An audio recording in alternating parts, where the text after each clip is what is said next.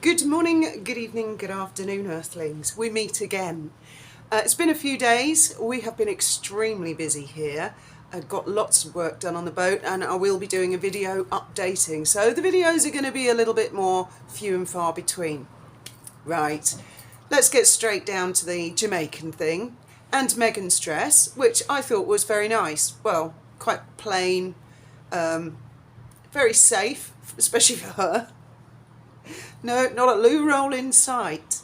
Just a plain black boob tube and puff skirt.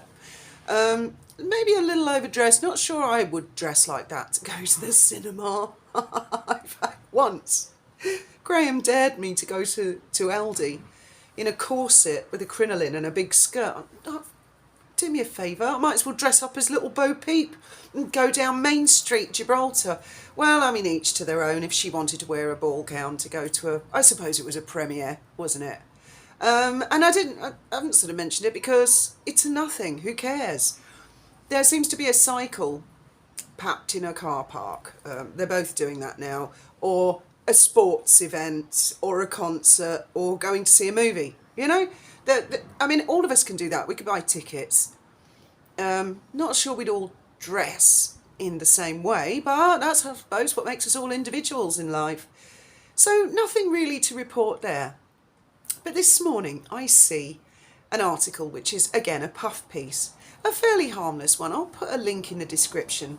And I feel, my sensation is, Meghan wrote it. It's as if it's been dictated by Meghan. You can go and read it, or I can save you the trouble. It's along the lines of, oh, just poor little old me and Harry just wanted to go away and live our lives in Hollywood. And the world, we get called out for everything, we can't do anything right. Okay, it's along those lines. And if you were somebody who didn't know much about the story in the background, you'd probably think, yeah, fair enough. But I do remember a lot of things. I mean, when she says, or this person who wrote this article about her says, oh, they're just an ordinary couple who just want their privacy, but that doesn't mean they want to be out of the spotlight completely. Isn't that person forgetting the Oprah interview, which was one of the biggest shit-stirring exercises of the century? Isn't that person forgetting interviews in The Cut? And this person's forgetting one essential ingredient. She featured Christopher Boozy on her Netflix docuseries of which she had full editorial control. Christopher Boozy, who has been involved big time with the sugars and online trolls.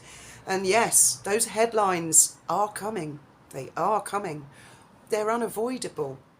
Now, I have mentioned this before, once or twice, but in case anybody's forgotten, or for the benefit of anyone who's new to the channel, firstly, welcome, hello. The tapes of the late Princess Diana and a Gilby guy, and the tapes of the telephone conversation between our now King and Queen, right? I don't need to elaborate. I'm pretty sure everybody knows about those tapes of very private conversations that were released. How they came about was a little weird. I'll come to that in a minute. That it actually took years after the event before they hit the newspapers. Years. Now, why it took so many years, I don't know. The theory is that they were amateur radio enthusiasts, weren't they? And they just happened to be listening, and they just happened to hear private telephone calls, either between the late Princess of Wales, and my friend, and our now King and Queen. Well, I've read several books, including Ken Worf's, and I believe that they're on the money, and this is exactly how it happened. The telephone calls were recorded on a landline. There's like a tick, tick, tick, apparently, through the actual recordings. I think the Sun actually had a premium line at the time where you could dial in and listen to it. Oh God, how sordid. Anyway, but the ultimate story was that one person had been talking on a cordless phone, or in the days of the analogue mobile phones, it had been picked up by a scanner.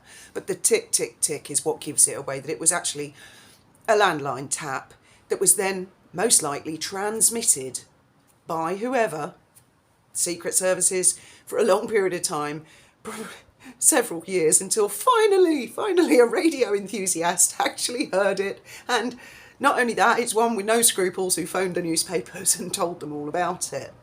So these things take time. There are people watching, there are people digging, and of course Samantha Markle's lawsuit. And it's very difficult to cover up all those lies, isn't it?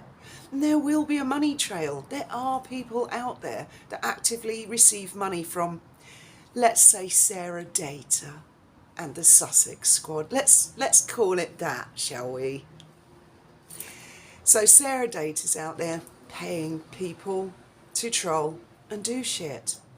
And as I've warned many, many times, the actual identity of the people behind the money will not only be revealed, but the list of those who kissed the Queen will also be revealed.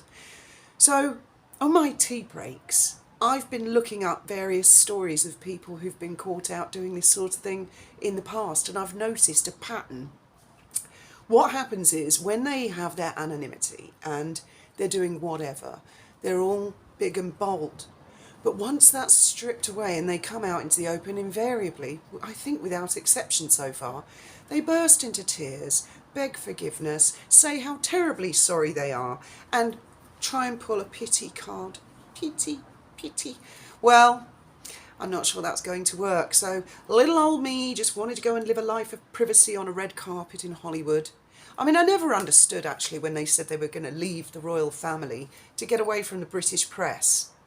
Did they think that there's a thing called the internet that doesn't exist? I mean, things can happen in America or China or anywhere in the world, and it goes on the internet, and every human being who's on the internet, no matter where they are on planet Earth, has the ability to go on the internet, see it, read it, hear it. So what made Meghan and Harry think that by running away from the UK, it was going to stop the British press from talking about them, or people on social media talking about them? Whatever made them think that? And, well, I mean, I wish I could tell you all, but there are some extraordinary things going on in the background. Extraordinary. There's not a day passes that some other extra weirdness doesn't come to light. And it's like a jigsaw puzzle. And when most of the pieces are in place, I will share it all with you. In fact, I probably won't need to, because I think the sun might beat me to it, or the mirror. Anyway, that's enough chatting for today, I think. Poor little Meghan and Harry, they just went to the movies. Oh, guess the kids got better then all of a sudden. Or the nannies were suddenly available. I wonder if that dress she wore was the one she was going to have to dance with John Travolta. You know, Meg's moves, like Lady C says. Great dancer, great mover. Wonder why she backed out of that one, because I do suspect she backed out. Anyway, as always, thank you very much for listening, and love to hear your thoughts and opinions on what you think news is going to break. How will it come out? I mean, the centrepiece of the jigsaw puzzle is Christopher Boozy.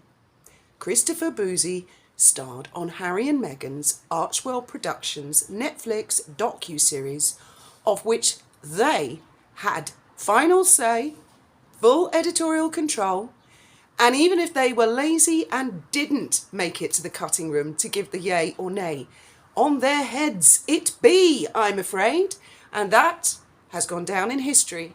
That will never change.